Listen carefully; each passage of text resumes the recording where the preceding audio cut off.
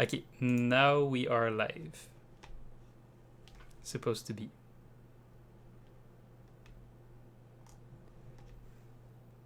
Yes.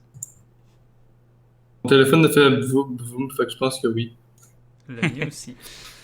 Ok, now we On are m'entend. live. Boum boum. Puis on Supposed to be. t'entend Ouais, aussi. yes, ça a hésité. Ok, perfect. Fait que ça. Alright! Hey! On est en live, mesdames et messieurs!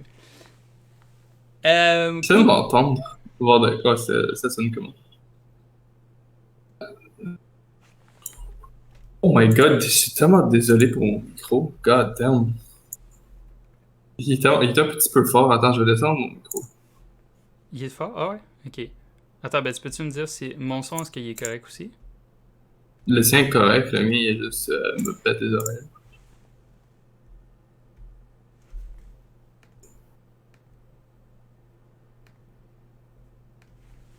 Tu j'aime comment j'attends, genre, comme un 30 secondes pour moi. Ça pas long? Ouais. Oui? T'attends quoi? J'attends de m'entendre. Ah. Et j'ai descendu, c'est fine, il est correct. Ben, je Ok. crois. On va faire avec. Mais j'ai comme attendu un délai de 15 secondes, genre, à rien faire, pas parler pour entendre.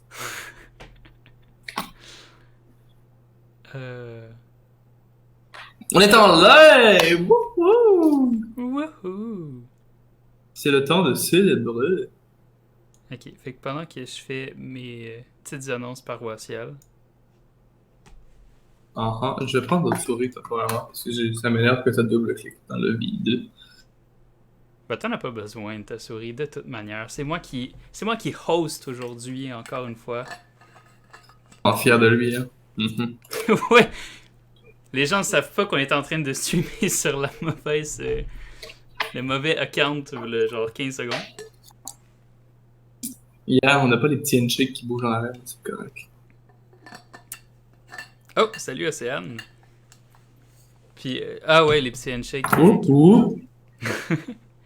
C'est le temps du party. Ok, cool. Fait que aujourd'hui, on a un plan de match, actually. Pour une fois, on est vraiment organisé. J'ai même des trucs, des images Peut-être que je même vais pas trop. montrer. Oh, la production, Yes! Fait que, si tu veux commencer par... nevermind, faut que ce soit moi qui commence. Ok. Ben, c'est parce qu'on commence par les nouvelles, puis les nouvelles, ben, je partagerai à un moment donné. Là. Au pire, ça sera juste vous et nous aujourd'hui. Il n'y aura pas d'autres personnes qui viendront nous voir. Ça va être un petit cozy version. Je vais peut-être juste share tout d'un coup que... J'ai quand même... J'attends avec impatience que tu commences. Je sais, j'ai peur pour mon estime. En tout cas, bref. On estime. Donc, les nouvelles. Aujourd'hui, on va parler de deux nouvelles. Il y a... checkez ça. Si je fais ça, puis que maintenant, si je fais Mardi Marketing, quand je veux montrer quelque chose, là, vous allez me voir. Non, vous allez voir ça, c'est ça. Ok. Puis là, si je fais ça... Non, là, vous voyez Facebook. Ok. Ok, Attends, on recommence. j'ai hâte de voir ça dans le délai. On recommence. Ok, en même temps, on va share. Parce que why not? Ok, je vais recommencer. On va aller sur ça. Je vais ouvrir la page. Puis, nice. Le site ne fonctionne plus, mesdames, messieurs. Pourquoi est-ce que ça marche plus? Attends, t'es-tu capable de te rendre sur le site? Site? Pizza Hut. Pizza Hut? Ouais. Ah oui, mais je vais sûrement pas avoir les mêmes résultats que toi. Il me laisse plus me connecter. Ok, attends. Si je fais ça... Ah, ok, voilà. Ok, cool.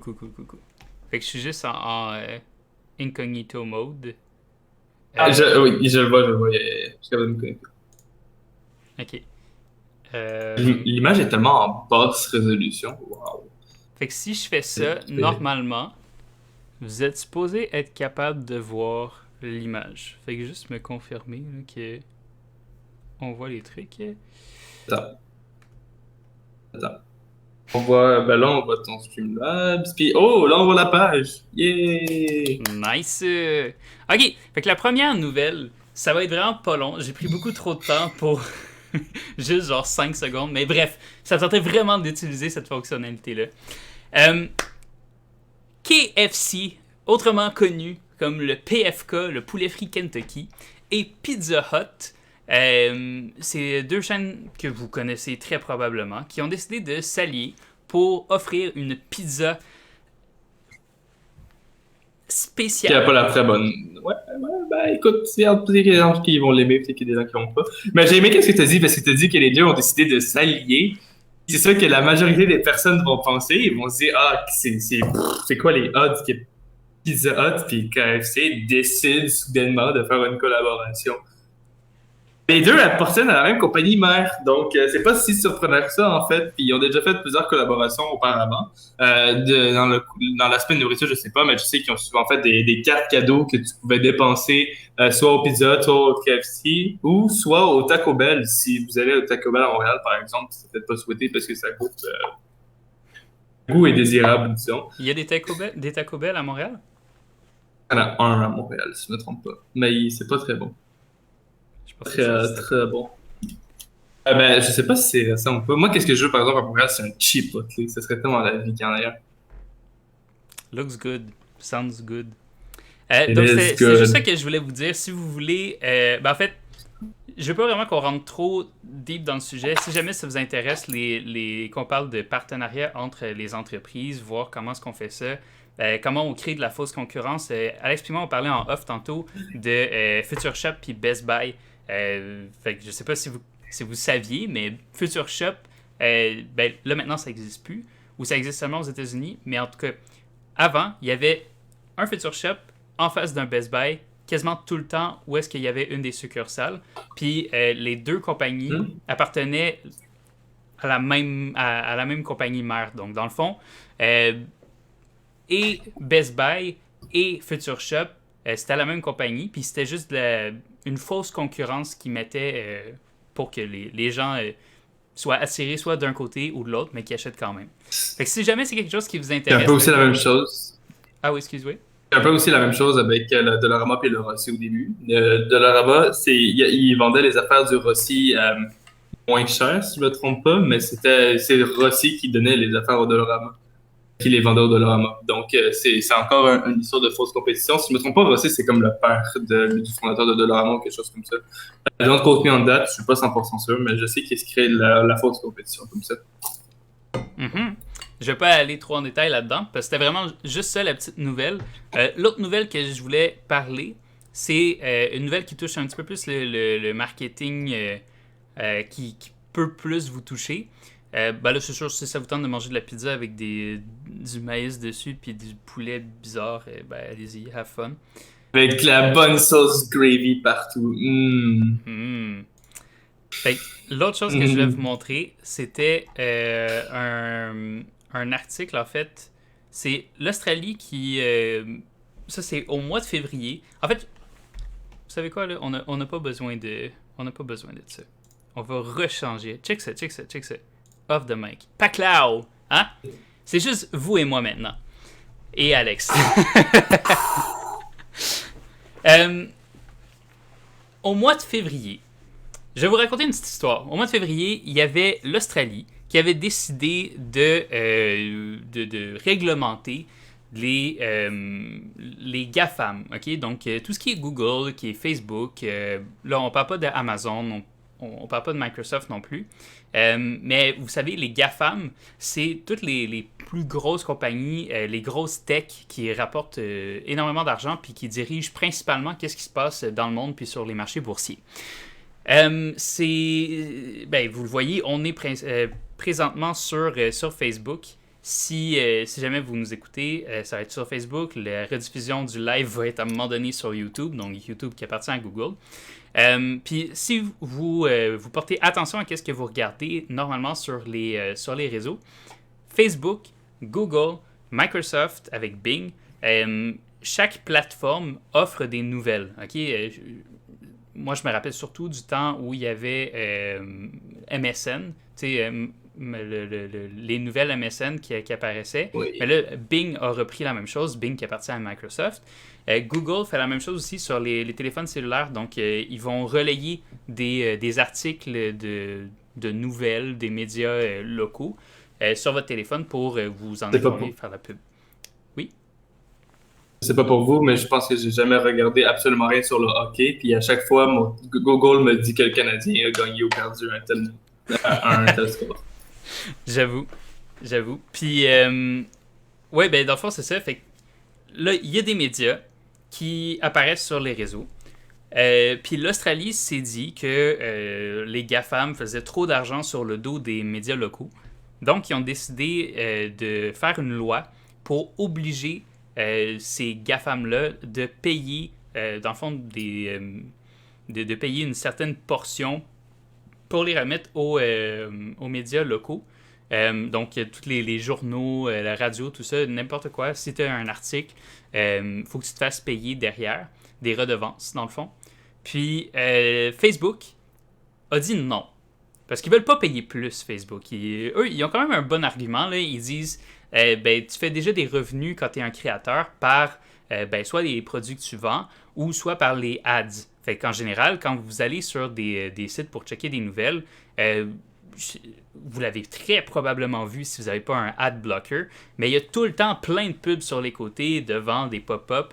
Puis il y a même le Journal de Montréal, pour ne pas le citer, lui, il te force notamment à désactiver ton ad blocker pour pouvoir consulter le contenu.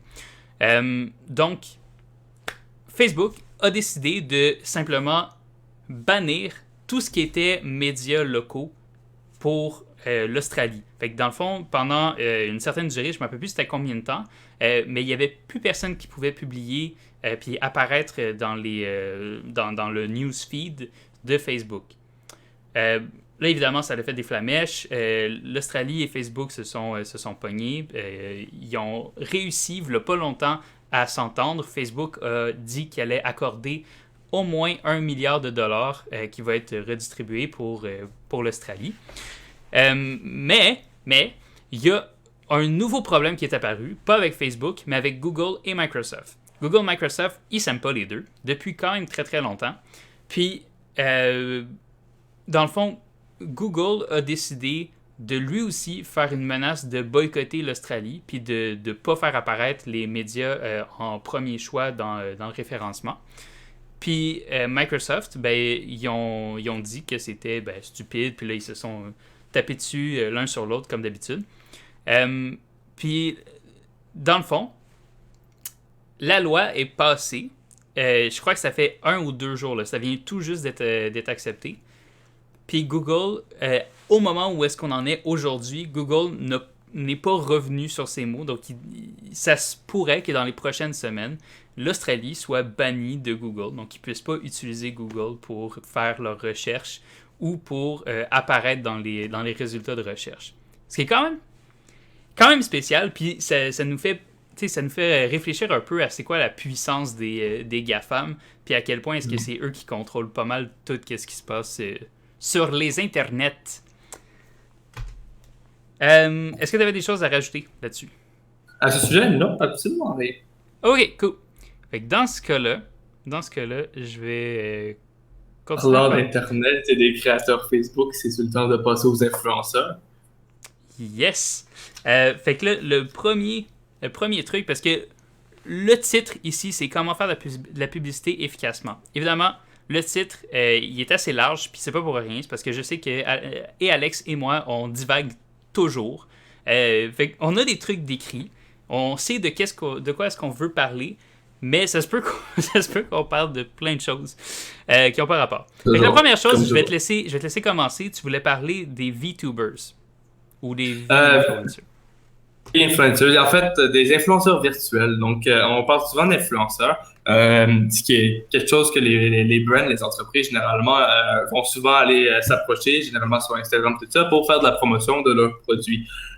Problème avec les influenceurs, mais peut-être c'est qu'un, je sais pas moi, un influenceur, vous avez promu un influenceur, puis une semaine plus tard, il va aller braquer une banque. Fait que là, ben, vous avez promu ça, puis ça va affecter votre image, tu sais. On peut passer aussi à autre chose. Vous avez dit à un influenceur, non, c'est pas mon, vous faites un direct. À tel moment, il faudrait que tu dises ça. Peut-être que cet influenceur-là, il va diverger les mots, il va oublier de le faire, fait qu'il va faire au prochain, là, ou là, bla.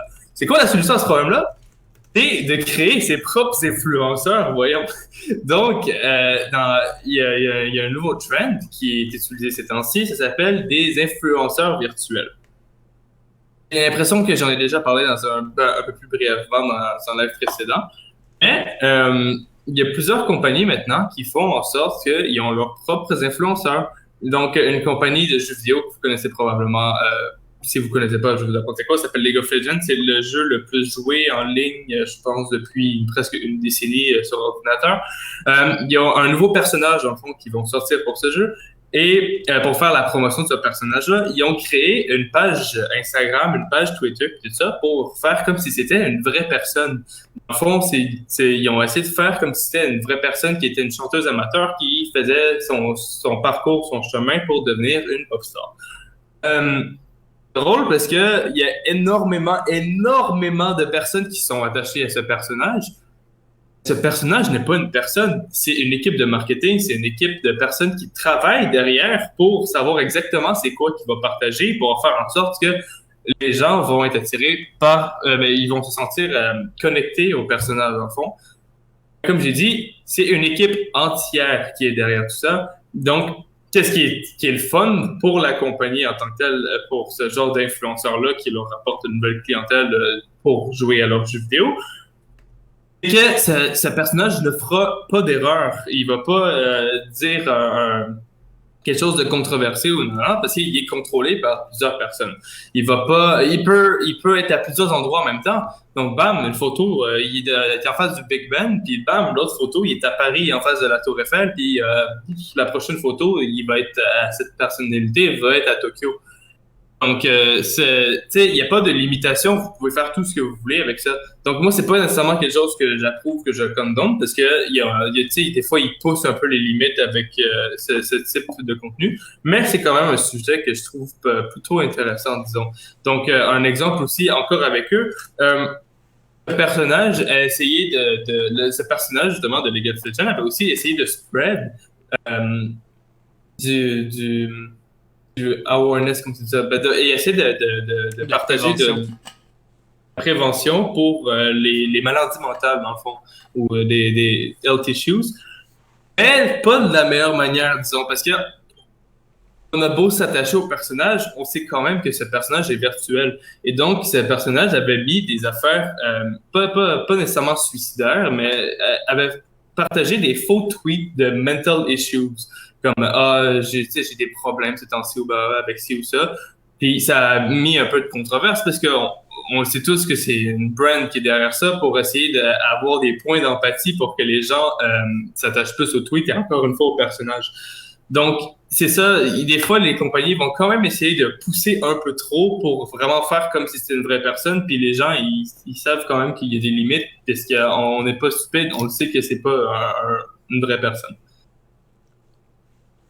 Donc, si tu continues à parler des influenceurs réguliers pour essayer de faire un peu les points entre les deux, oui. Oui, je vais faire le pont. En fait, d'ailleurs, faut le dire, là, l'influence pour ce live-ci, ça provient d'une question d'une de nos clientes qui m'avait demandé, en fait, elle m'avait parlé d'un influenceur avec lequel elle aurait aimé travailler. Puis, elle se demandait si ses tarifs avaient de l'allure, tout ça, bref. Fait que je me suis dit, ça pourrait être cool d'en parler, puis de parler d'un sujet, tu sais, savoir quoi faire, est-ce que ça vaut la peine? Parce qu'on en parle souvent des influencers, mais, tu sais, est-ce que ça vaut vraiment la peine pour une compagnie? Est-ce que c'est une stratégie qu'on peut mettre en place? Comment est-ce qu'on fait pour savoir si si c'est efficace comme stratégie? Puis, est-ce qu'il y a des alternatives? Parce que, dans le fond, les influenceurs, pour ceux qui ne savent pas qu'est-ce que c'est qu'un influenceur, honnêtement, je pense pas qu'il y en ait, mais bon, je vais quand même les réexpliquer juste pour être sûr. Un influenceur, c'est quelqu'un qui vit sa meilleure vie sur les réseaux sociaux, puis qui a capacité à influencer une certaine audience à consommer ou à agir d'une certaine sorte.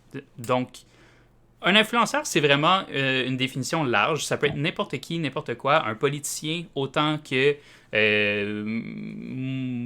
Handshake. Handshake, on est un peu des influenceurs parce que, on n'est pas un peu, on est des influenceurs parce que vous venez nous voir pour avoir des conseils en marketing. Puis nous, on peut vous influencer sur le choix que vous allez poser. Tu sais, si vous aviez en tête de payer pour tel service, mais on vous dit, ben non, choisis ce service, à ce moment-là, on vous a influencé dans votre choix. C'est vraiment large, mais on fait souvent référence aux personnalités publiques. Okay? En marketing, on fait souvent référence, mettons, aux les célébrités, mettons les personnes de OD, Occupation Double, des grands chefs, des YouTubers. Puis c'est ça, puis dans le fond, ça a commencé aussi sur Instagram, YouTube.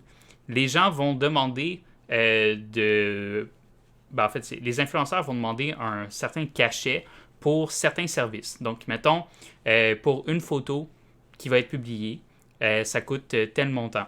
Puis là, la photo va avoir ton entreprise à tel endroit, ça va être un setting, puis tout ça. Puis tu as le choix de faire des vidéos, tu as le choix de faire des stories, tout ça, puis ça coûte de plus en plus cher. Est-ce que tu avais quelque chose à rajouter sur les influenceurs? Non, à part que les influenceurs aussi, il y en a de plus en plus qui se présentent sur TikTok. Ouais. Il y a beaucoup de ads qui se produisent aussi avec les influenceurs de cette plateforme. Et écoute, tu vas souvent probablement avoir aussi de nouvelles plateformes avec de nouveaux influenceurs qui vont faire surface. C'est pas nouveau qu'il y a toujours d'autres qui s'ajoutent à la compétition. Donc, exact. Donc c'est ça. Fait que l'humain est quelqu'un de vraiment facilement influençable. Exactement.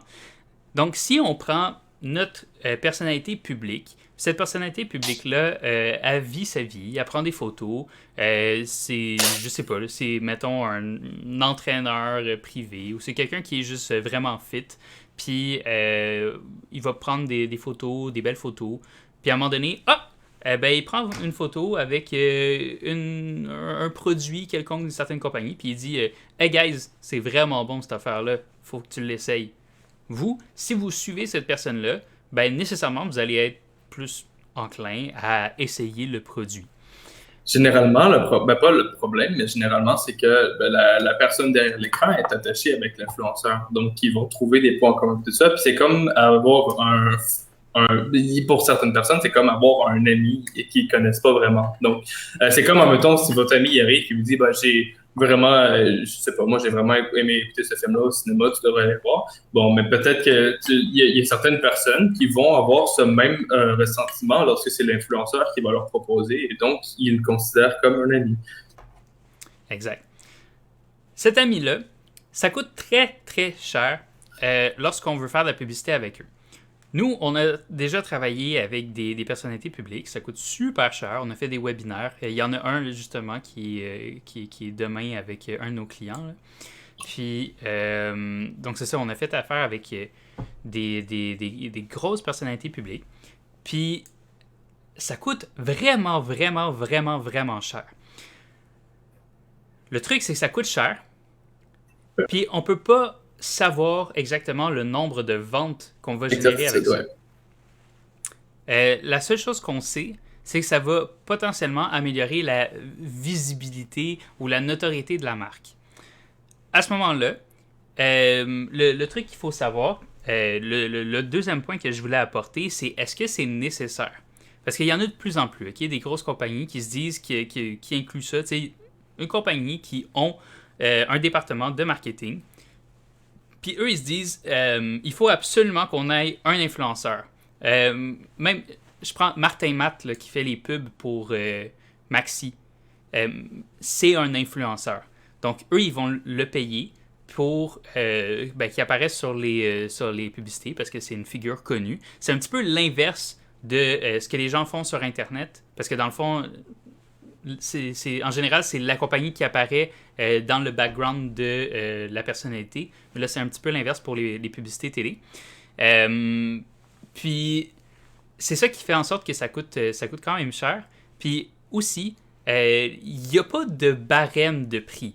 Okay? Je me suis fait demander justement par cette cliente-là, c'est quoi les prix ou est-ce que ça a de l'allure ou pas? C'est approximatif parce que quelqu'un qui peut avoir 100 000 abonnés peut te demander 5 000, 10 000, tout dépendant de lui, comment est-ce qu'il perçoit son produit. Qu'est-ce que tu faisais? Et encore là, 100 000 abonnés, ça veut rien dire parce que ben, peut-être qu'il y a 100 000 abonnés, mais que son interaction n'équivaut pas à son nombre d'abonnés. Donc, des fois, il y a, je sais pas si vous avez connu des YouTubers dans le temps, mettons, qui étaient à plusieurs millions, mais qui font toujours des vidéos, puis que, je sais pas, moi, leur vidéo, ils faisaient approximativement 550 000 vues par vidéo, puis maintenant, ça a descendu entre 5 et 55 000. Tu sais, c'est sûr que le relevancy, c'est quelque chose d'important en tant que tel quand on parle d'influenceurs, puis pas juste, comme on dit, les nombres nécessairement ne veut pas toujours dire la même chose parce qu'il y a aussi le domaine dans lequel l'influenceur fait ses affaires. Est-ce que c'est en lien avec votre entreprise, blablabla. Donc, il y a plusieurs compagnies maintenant, je sais pas moi, mettons, on va dire avec le gaming industry, on va dire, OK. Il y a plusieurs maintenant gamers ou influenceurs qui font des vidéos de jeux vidéo en ligne qui sont sponsorisés, mettons, par des affaires en lien avec le gaming, comme Mountain Dew, ils ont leur section Game Fuel maintenant, mettons, où ils vont être sponsorisés pendant qu'ils mangent la nourriture, pendant leur stream ou whatever, ben ça va être sponsorisé par une compagnie, je sais pas moi, une qui en tête, c'est comme Postmates qui essaie de faire concurrence à Uber Eats, tout ça aux États-Unis, Grubhub. Donc, vous voyez, il faut aussi que la compagnie que vous influencez soit en lien avec la vôtre. Parce que sinon, forcément, pas nécessairement qu'il soit en lien avec la vôtre, mais que l'audience peut être intéressée envers votre produit. Parce que ça sert à rien d'aller voir un influenceur, mettons, je sais pas, si vous pouvez, un influenceur en fitness, admettons. Et vous allez le voir, puis vous dites, ah oui, j'ai un nouveau jeu vidéo qui veut sortir, peux-tu en faire la promotion? That's stupid. Même s'il y a un gros reach où il y a beaucoup de personnes, généralement, les gens, ils le suivent pas nécessairement pour le jeu vidéo. Donc, peut-être, je sais pas moi, peut-être cet influenceur-là, vous dites, ah ben, gars, j'ai des vêtements de sport, est-ce que ça te tenterait de leur faire la promotion pour un certain montant? Genre, tu te montes tes prix, tout ça, puis essayer de trouver un point d'entente avec, mais vous voyez un peu la suite. Il faut que ça y ait une corrélation entre le produit nécessairement et l'influenceur. Exact. Aussi, on va démystifier une fausse croyance. Il y a des gens qui pensent que d'apparaître à la télévision, ça va les rendre riches, riches, riches, ou d'apparaître à la radio, ou d'apparaître dans le journal, quoi que ce soit. Je vous le dis, la télévision, ça coûte super cher pour apparaître. Si vous voulez faire une publicité, à un moment donné, ça vous coûte quand même très, très, très cher. On parle dans les centaines de milliers de dollars là, pour un spot de 30 secondes. Dans le prime time, puis tout dépendant de l'épisode, bref, on s'en fout. Mais si vous apparaissez une fois, 30 secondes, les gens vont facilement vous oublier. Ça se peut que les gens n'écoutent pas la télévision pendant ce temps-là. Puis c'est la même chose qui se passe avec l'influenceur. Si vous faites de la publicité avec un influenceur, puis cet influenceur-là a 2 millions d'abonnés, ok? Il est vraiment up to the top.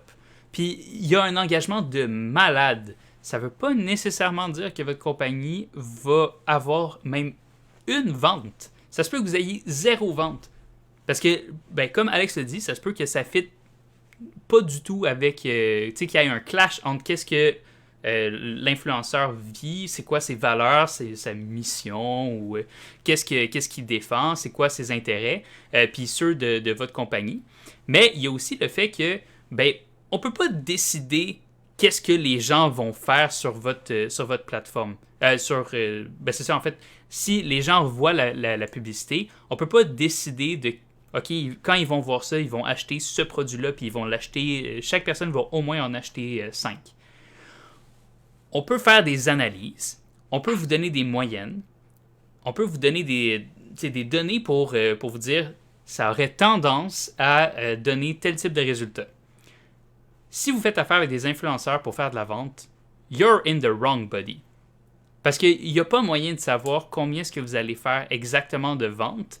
Puis, pour atteindre la rentabilité, il faut que soit votre produit soit super cheap puis qu'il s'achète en gros lot, ou qu'il soit super cher, que vous faites une méga cote dessus pour aller rembourser les frais que vous avez dépensés pour l'influenceur. un ou l'autre. Dans les deux cas, moi, un influenceur, quand ça a le plus que 100 000 abonnés, je suis pas vraiment tenté par ça. Là, c'est nos clients, j'ai dit, on a travaillé avec des gros noms. C'est pas nous, nécessairement, on a décidé de faire ça. C'était vraiment la volonté de nos clients. Mais si nous, on fait vraiment une stratégie, dans les alternatives que je voulais vous proposer, parce que là, vous vous dites, ouais, mais j'ai pas nécessairement 5000 pièces à investir pour juste que ma compagnie se fasse voir une fois dans un post. Je suis d'accord. Mais il y a quelque chose qui existe et qui devient de plus en plus populaire. Ça s'appelle les micro-influenceurs. Si vous comprenez un petit peu qu'est-ce que j'essaie de dire, dans le fond, les micro-influenceurs, c'est des influenceurs qui ont au maximum là, 30 000 abonnés. C'est quand même beaucoup, mais c'est très peu. Oui? Justement, en parlant des micro-influenceurs, il y a certaines grosses entreprises aussi qui s'intéressent maintenant plus envers les micro-influenceurs que les big. Un parfait exemple, c'est Nintendo. Nintendo, ils essaient de faire des partnerships avec les plus petites entreprises. Puis, tu sais, ils ont des Nintendo, si vous savez, ils ont des die-hard fans, même si récemment leurs choix sont vraiment questionnables. Ils vont tout le temps avoir des white knights pour les défendre, peu importe ce qu'ils font.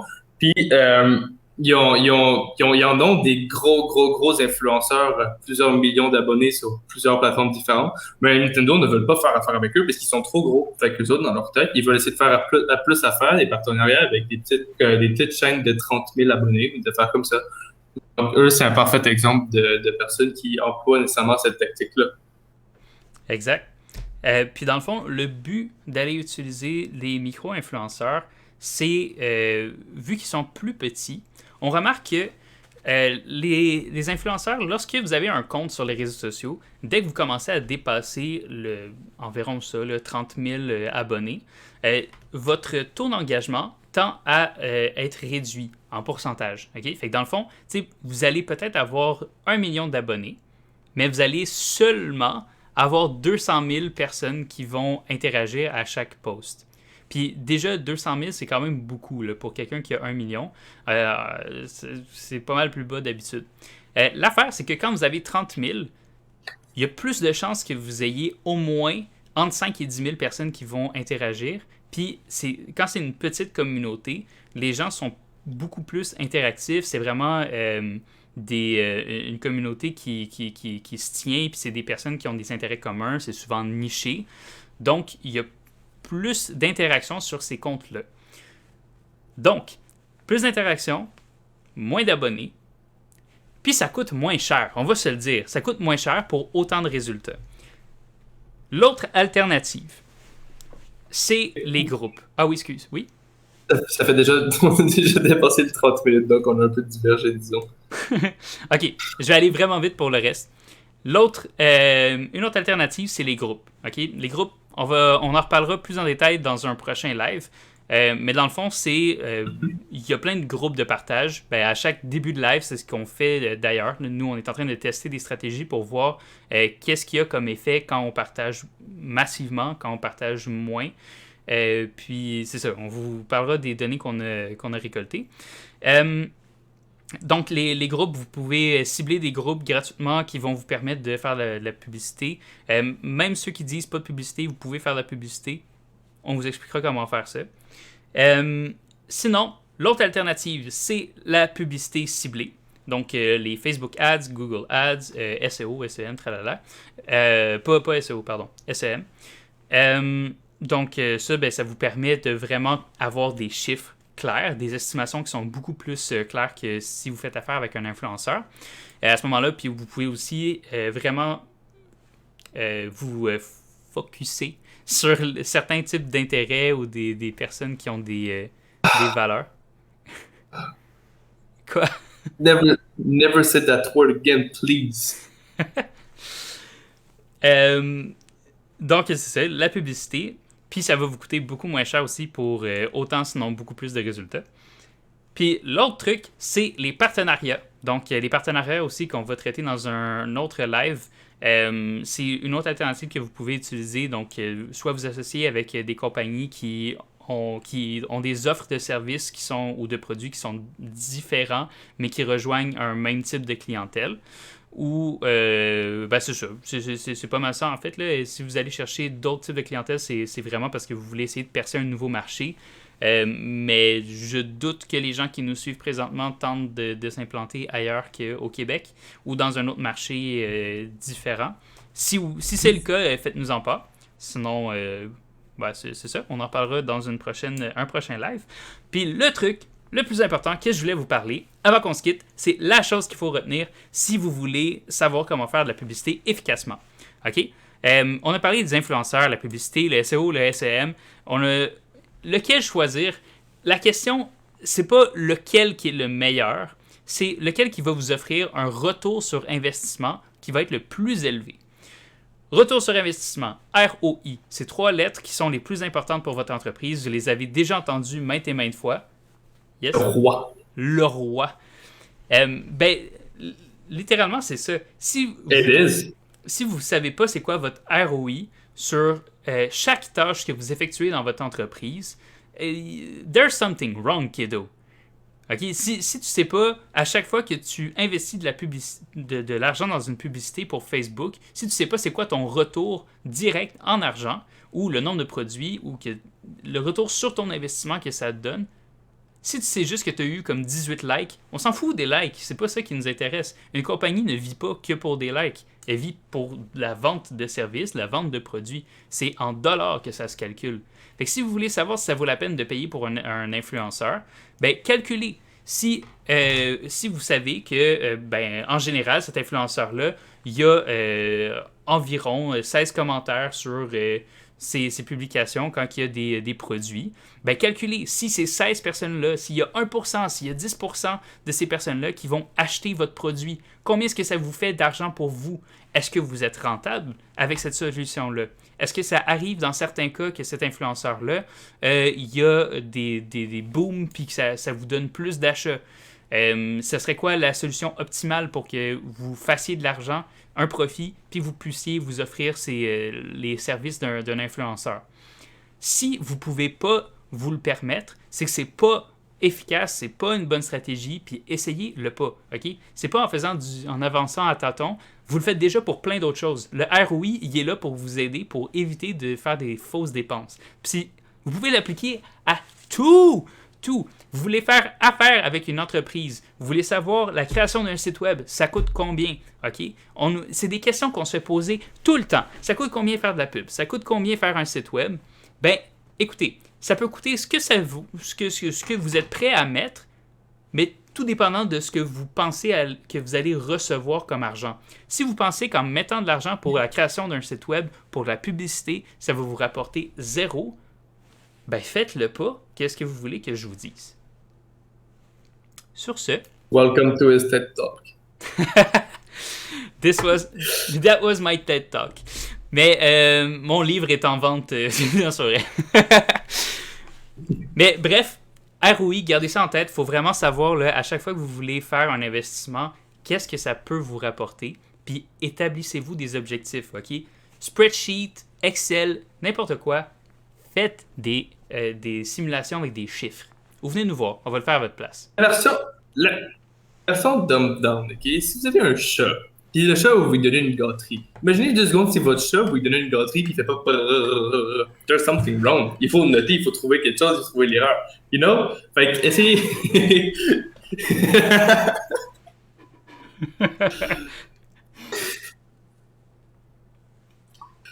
C'est un très bon exemple. Puis, finalement, pour terminer, parce que je ne l'ai pas fait au début, notre sponsor d'aujourd'hui, c'est Secret Labs. Puis là, vous vous demandez, c'est quoi cette compagnie-là? vous vous demandez, c'est quoi cette compagnie-là? C'est une compagnie qui font des chaises, des chaises de gaming. Puis c'est ce sur quoi j'ai mon magnifique derrière qui est posé dessus. Puis ma chaise, je l'ai achetée. Puis après 2 mois, elle était déjà brisée. OK? Tout le cuir, c'était genre rip-off. Puis c'était... En tout cas, j'étais vraiment déçu parce que ça coûte vraiment cher comme chaise. Oui? Regardez comment il fait pas attention à ses affaires. Hey, fuck off! Mais, tu sais, je sais que je bouge beaucoup sur la chaise, mais c'est pas supposé briser quand ça coûte aussi cher que ça. En tout cas, ce que je voulais dire, c'est un major props à Secret Labs parce que je les ai. En fait, on s'en reparlera dans un prochain live comment vous devez faire pour promouvoir des trucs gratuitement auprès d'une compagnie. Sur les réseaux sociaux, j'avais laissé un commentaire comme quoi est-ce que j'étais déçu, puis ma chaise, puis j'avais laissé des photos. Puis là, les gens étaient comme oh, wow, what? C'est vraiment de mauvaise qualité. Je me suis fait contacter par le service clientèle. Puis bon, ils m'ont renvoyé une nouvelle chaise, des nouvelles parties gratuitement pour. Ben, pas une nouvelle chaise, les parties qui étaient brisées, ça, puis ça. Puis je vais pouvoir les changer. Puis j'ai pas besoin de les renvoyer à la compagnie. Mais c'est vraiment brisé pour vrai, par contre. Puis j'étais vraiment déçu aussi. Mais à la place de payer des frais de livraison ou des frais additionnels pour le truc, je trouve ça vraiment cool qu'il l'ait envoyé gratuitement, sans frais, puis que j'aie rien eu à faire. Je les ai contactés par courriel, puis après ça s'est fait demain. Fait que si vous voulez avoir un bon service à la clientèle aussi, ça fait partie d'une bonne stratégie marketing. Ça peut vous aider. On en parlera une prochaine fois. Est-ce que tu avais des choses à rajouter? Des annonces paroissiales sur qu'est-ce qui arrive dans les prochaines semaines? Nada. Me either. Comme vous l'avez vu, on est un petit peu inconsistant. On essaye d'être là le plus souvent possible à chaque mardi. L'heure, ben, c'est... Au début, c'était 18h. Maintenant, c'est rendu... quand on n'a pas de problème puis qu'on fait pas un live sur la mauvaise chaîne. By the way. Oui. Good job, by the way. Ah, good job, by the way, thanks. Pour la mauvaise chaîne. donc c'est ça. Fait on va essayer de garder ça à 18h, mais bon, comme vous le voyez, il y a des semaines qu'on est là, il y a des semaines qu'on n'est pas là. La compagnie, ben, c'est bon signe. C'est parce que la compagnie augmente, on a de plus en plus de contrats, il y a des trucs qui se passent, fait qu'on a de moins en moins de temps, mais ben, on veut continuer ce format-là. Puis si... En tout cas, c'est supposé être 30 minutes, mais évidemment, je parle beaucoup trop comme d'hab. Donc, ben c'est ça. Sur ce, ben, on se revoit mardi prochain à potentiellement 6, 7 ou 8 heures. Puis on se serre la main. À la semaine prochaine. Ça sert à la main. Pour la semaine prochaine. Ciao, ciao. Ciao.